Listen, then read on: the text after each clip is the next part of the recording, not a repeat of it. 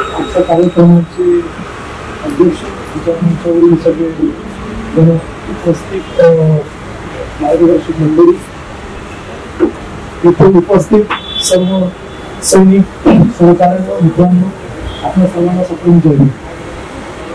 आज दांडी साहेबांचा जयंती, त्यानिमित्ताने आपल्या सर्वांना शुभेच्छा देतो. दांडी साहेबांचा जन्म 20 जुलै 1930 आणि मॅट्रिक्युलेशन त्यांचं झालं 47 ला, 1948 ला दिल्लीला आहे आणि इथे त्यांनी मुद्रणालयामध्ये त्यांना जॉब मिळाला, नोकरी मिळाली.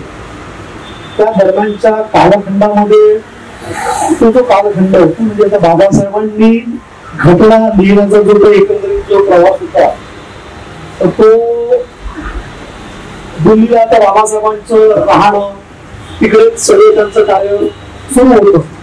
त्याच दरम्यानच्या कालखंडामध्ये बाबासाहेबांच्या या चळवळीविषयीची जी काही जाण त्यांना झाली आणि त्या अनुषंगाने त्यांनी तिथे स्वतःला त्या बाबासाहेबांच्या ज्या कार्यामध्ये आता हळूहळू ते स्वतःला झोपून द्यायला सुरुवात केली. तर त्याच्या कालखंडामध्ये पुढच्या दांडी साहेब एकंदरीत 3दा बाबासाहेबांना प्रत्यक्षात भेट झाला. अनेकदा त्यांच्या भाषणांना बाबासाहेबांना ऐकण्याचं त्यांना संधी मिळाली, बाबासाहेबांची भाषण त्यांना ऐकता आली. आंबेडकर भवन जे आहे दिल्लीचं त्याचा जो शिलान्यास होता, तिथे जे एस्टॅब्लिशमेंट होतं त्याही वेळेस ते तिथे होतं. एक महत्वाची बाब म्हणजे 30 सप्टेंबर 56 जो कालखंड होता तेव्हा तिथे केंद्रीय कार्यकारिणीची जी बैठक होती त्या प्रसंगी सुद्धा दांडी साहेबांना तिथे बाबासाहेबांना भेटण्याची संधी आली आणि तिथे बाबासाहेबांना त्यांनी तिथे त्यांना प्रॉमिस केलं की मी यानंतर मी यापुढे तुमच्या या मिशनसाठी तन मन धनाने स्वतःला मी आपल्याला झोपून देईल. मग काही दिवसांमध्ये बाबासाहेबांचं महापरिनिर्वाण होतं आणि तुमचा जो कालखंड राहतो मग तो सगळी धुळा नोकरी सोडून देता आणि मग ते 24/7 व्रतस्थ होईल, व्रत घेतात की मी या मिशनला इमाने स्वतःला झोपून देईल, समर्पण करेल आणि मग तिथून त्यांचा तो प्रवास एकंदरीतपणाचा पुढे सुरू होतो. त्या कालखंडामध्ये शेड्यूल कास्ट फेडरेशन हे हा जो आपला जो राजकीय पक्ष आहे या राजकीय पक्षाची धुरा तिकडे एका फार मोठ्या प्रमाणामध्ये सुरू झालं. त्या याच्यामध्ये सगळं ते काम तिथे तर तिथे सेठ किशनदास राहतात. त्या सेठ किशनदास सोबत त्यांचे जे अंकल म्हणजे त्यांचे जे तात्या राहतात, अंकल म्हणतो त्यांना, त्यांच्या अनुषंगाने यांचा सगळा एकमेकांशी परिचय आलेला असतो आणि मग त्यांच्यामध्ये शेड्यूल कास्ट फेडरेशनचं काम मोठ्या प्रमाणात सुरू झालेलं असतं. कालांतराने सेठ किशनदास हे कलकत्त्याला सेटल होतात तर त्याच्यामुळे इकडचं काम रखडलं जातं, पोस्ट ऑफिस राहतं. मग केसी फुले हे जनरल सेक्रेटरी राहतात, तेही नोकरीवर, त्याच्यामुळे त्यांना ते शक्य होत नाही. अशा परिस्थितीमध्ये हे जी राजकीय धोरण जे बाबासाहेबांचं जे मिशन आहे हे मिशन आपण पुढे घेऊन जावं या अनुषंगाने मग ते प्रवास करतात. त्या दरम्यानच्या काळामध्ये बाबासाहेबांचं जेव्हा 1951 ला वगैरे तिथे जाणं राहतं कारण पहिल्या सार्वत्रिक निवडणुका लागलेल्या जातात. बाबासाहेब सगळीकडे सर्वदूर सुरू होतो त्यांचा प्रवास. अशा वेळेस तिथे जी जाणं जिथे त्यांचं भाषण होतं तिथेच मग आंबेडकर भवन वगैरे निर्मितीचं पुढचं काम बोलले त्या अनुषंगाने ते पुढे घेऊन जाते. बाबासाहेबांच्या महापरिनिर्वाणानंतर 1957 ला मग बाबासाहेबांनी ज्या अर्थाने रिपब्लिकन पक्ष बाबासाहेबांनी जो बघितला या देशाला प्रबुद्ध भारत करण्याची जी धुरा बाबासाहेबांनी रिपब्लिकन पक्षाच्या खांद्यावर दिली ती इमाने पुढे घेऊन जाण्यासाठी रिपब्लिकन पक्षाला काळाक्षेत्रामध्ये पंजाबच्या पोहोचवण्यासाठी ते इमाने प्रयत्न करत राहतात आणि त्याचबरोबर संपर्क सैनिक दलाला सुद्धा तिकडच्या पट्ट्यामध्ये घेऊन जाण्याचं महत्वाचं काम ते करतात. सोबतच धर्मप्रचार प्रसाराच्या या अनुषंगाने सुद्धा त्यांचा प्रवास सुरू होतो. 1963 ला आणि 57 ला मग ते इलेक्शन तिथे लढतात. कॅबिनेट मिनिस्टर राहतो काँग्रेसच्या त्याच्या अगेन्स्ट मध्ये 1957 ला रिपब्लिकन पक्षाच्या वतीने ते निवडणुकी तिथे लढतात आणि चांगली काटेकी टक्कर ज्याला म्हणते चांगली पार्टी देतात. त्यात सगळ्यात जास्त आपलं जे पॉप्युलेशन आहे म्हणजे शेड्यूल कास्टचं ते पंजाब या राज्यात आहे खूप मोठ्या प्रमाणामध्ये तिथे. तर त्या अनुषंगाने सगळा तो प्रवास सुरू असतो. मग पुढे 1963 ला बौद्ध धर्माची ते दीक्षा 1963 ला घेतात आणि मग पुढचा प्रवास पुन्हा जोमाने सुरू करतात. भारतीय बौद्ध महासभेचंही काम मोठ्या प्रमाणामध्ये तिकडे सुरू होतं. महत्वाचं असं की 1958 म्हणजे बाबासाहेबांचं महापरिनिर्वाण झाला जपानला गेल्या 57चा तो कालखंड 57 मग ते या मिशनला पुढे कसं घेऊन जायचं त्या विमानसेवेमध्ये असताना त्यांना काय काय करता येईल या अनुषंगाने मग ते भीमपत्रिका काढतात. सुरुवातीला भीमपत्रिका ही उर्दू आणि पंजाबी या दोनच भाषांमध्ये असते, पण मग मात्र 1963 पुढे मग मात्र हिंदीमध्ये ती पत्रिका येते आणि तेव्हापासून मग त्याचा जो प्रवास जो सुरू होतो भीमपत्रिकेचा तो हिंदी भाषेमध्ये येतो. ते बहुआयामी व्यक्तिमत्व राहिलेलं आहे. फर्वांडेदार इंग्रजी बोलणे, इंग्रजी, हिंदी, उर्दू, पंजाबी एकदम वास्तविक म्हणजे भाषेवरचं त्यांचं जे प्रभुत्व राहिलेलं आहे, अधिकारित्व राहिलेलं आहे ते ती कमांड एकदम जोरदार होती. खरं तर बाळी साहेबांना ज्या पद्धतीने या देशातल्या या आंबेडकरी चळवळीच्या या पटलावर या खऱ्या अर्थाने जो सन्मान आणि ते नावलौकिक मिळायला पाहिजे होतं ते खऱ्या अर्थाने तेवढं मिळालं.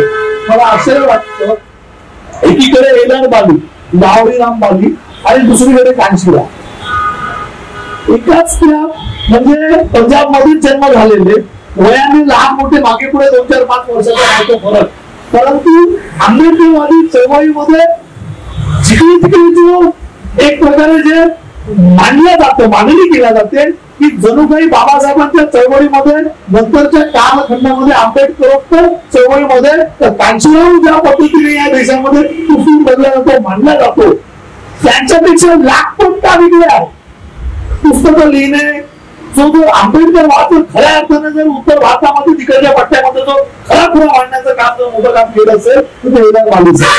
परंतु काय, परंतु दुःखाची बाब, खेळाची बाब अशी आहे की त्या प्रमाणामध्ये ज्यांना जो सन्मान मिळायला पाहिजे ज्यांना जे तर असं दिसत नाही तिथं.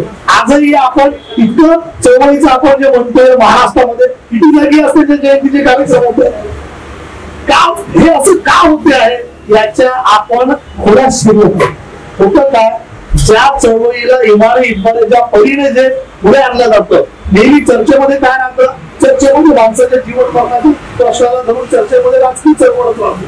तर येऊन जाऊन काय होतं, राजकीय चळवळ चर्चेत आल्यामुळे ते इमारे जे काही सगळे जे काम कार्य होतात सामाजिक धार्मिक हे सगळे मागे पडतात आणि किती मोठं काम राहिलं यांचं गाडी नेमकं हेच झालं.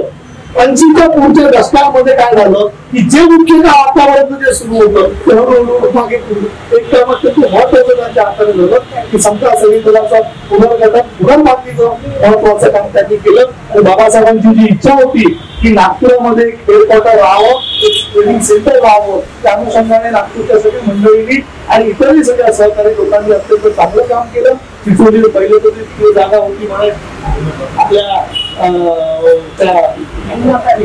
वर्धा रोडवर, नंतर मग तिकडून ते टाकर घालतात तिकडच्या एरियामधून मग पुढे तिथून अत्यंत स्तुत्य उपक्रम हा आंबेडकरवादी लोकांनी समता सैनिक दलाच्या निर्भीड कार्यकर्त्यांनी केला आणि त्यांच्या पुढाकारामध्ये ते सगळं घडून आलं ही अत्यंत चांगली बाब आहे. सांगायचं लागतं जसं की पुढचा जो कालखंड त्यांनी 1964 दोन्ही इनांचं जे आंदोलन आहे इतकं मोठं आंदोलन म्हणजे खऱ्या अर्थाने या देशामध्ये शेतकरी शेतमजुरांना गरिबांना ज्यांना जमीन नाही असेल त्याची जमीन आणि नसेल त्याचं काय असं रिपब्लिकन पक्षाने मोठं भव्य दिव्य आंदोलन 3-3.5 लाख लोक जेलमध्ये गेले होते. सरकारला हे जे पाकीचं शाळा कॉलेज महाविद्यालय बोलावं लागलं की त्या किराने घेऊन तिथे आमच्या हे करावं लागलं कारण पूर्ण होतो इतकं मोठं आंदोलन. आणि त्यामुळे स्वतः कितीतरी दिवस ते बालीसाहेब त्या तुरुंगामध्ये होते. नंतर ती धुरा ते त्यांना अरेस्ट झालं, ती धुरानंतर त्यांच्या बॅकमध्ये घेतली आणि नंतर बाली मॅडमने सुद्धा मग तो जो भूमिहीनांच्या आंदोलनाची धुरा घेतली त्यांनाही नंतर अरेस्ट झाली. सुजाता व राहुल नावाचा मुलगा यांचंही अत्यंत महत्वाचं योगदान राहिलेलं. सांगायचं तात्पर्य म्हणजे जो त्याग समर्पण म्हणजे या ज्या बाबतीमध्ये खऱ्या अर्थाने त्यांना जो सन्मान आणि ज्या अर्थाने त्यांना पुढे आपण मांडायला हवं की त्या जयंतीच्या अनुषंगाने आपण असा प्रयत्न करायला हवा की त्यांचं कार्य कर्तृत्व की ज्याच्यापासून पुढच्या पिढीला धुरा घेता येईल इमाने इमारे संघर्ष करत राहणं म्हणजे काय ही जी सगळी जी बाब आहे ती आपण निश्चितपणे या प्रसंगी त्या सगळ्या बाबींचा आपण असं करत राहायला पाहिजे, चर्चेत आणलं पाहिजे. विचारांना जिवंत ठेवायला माणसं लागतात. माणसं जर जिवंत ठेवणारे जर नसतील, की जर प्रचारक जर तसे जर नसतील, तर तो विचार कोलमडून पडतो, तो विचार नेस्तनाबूत होतो. हे होऊ नये.